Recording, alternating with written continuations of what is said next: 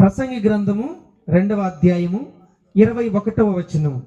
ఒకడు జ్ఞానముతోను తెలివితోను యుక్తితోను ప్రయాసపడి ఏదో ఒక పని చేయును, అయితే దాని కొరకు ప్రయాసపడని వానికి అతడు దానిని స్వాస్థ్యముగా ఇచ్చివేయవలసి వచ్చును.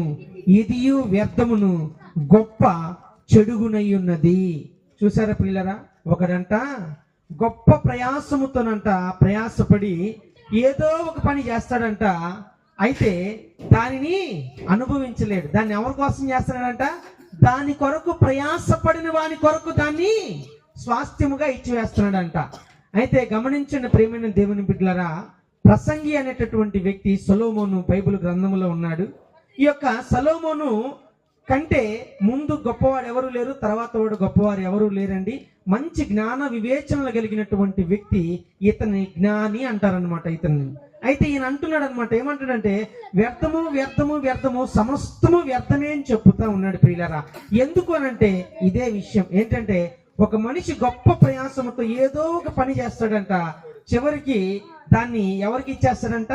దాని కొరకు ఎవడైతే ప్రయాస పడడో అతనికి స్వాస్థ్యముగా ఇచ్చేస్తాడంట. అయితే గమనించిన ప్రేమైనటువంటి దేవుని బిడ్డలారా, 1 కొరింథీయులకు రాసిన పత్రిక 15వ అధ్యాయము 58వ వచనములో ఒక మాట రాయబడి ఉంది. ఈ మాటని మీరు చదవండి, నేను వింటాను. మీరు చదవండి, నేను వింటాను. ఒక్క నిమిషం తమ్ముడు సైలెంట్గా ఉండండి. 1 కొరింథీయులకు రాసిన పత్రిక 15వ అధ్యాయము 58వ వచనం చదవండి. సహోదరులారా చెప్పునది ఏమనగా రక్త మాంసములు కాదండి. 1 కొరింథీయులకు రాసిన పత్రిక 15వ అధ్యాయము 58వ వచనం.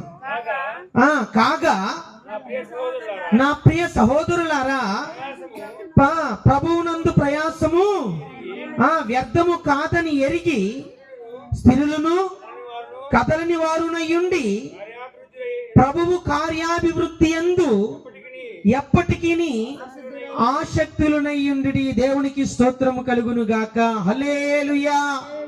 ఇందాక జ్ఞాని అని చెప్తున్నాడండి, వ్యర్థము వ్యర్థము వ్యర్థము సమస్తము వ్యర్థము. ఎందుకంటే ఒక మనిషి అంట గొప్ప ప్రయాసపడి అనేకమైన పనులు ఏదో ఒక పని చేసుకుంటా, మరి దాని అంతటి వలన ఏం చేస్తున్నాడంటే దాని కొరకు ప్రయాసపడిన వాడికి స్వాస్థ్యముగా ఇచ్చివేస్తున్నాడు. కాబట్టి ఇదంతా కూడా వ్యర్థమే అని చెప్పి మాట్లాడుతూ ఉన్నాడు.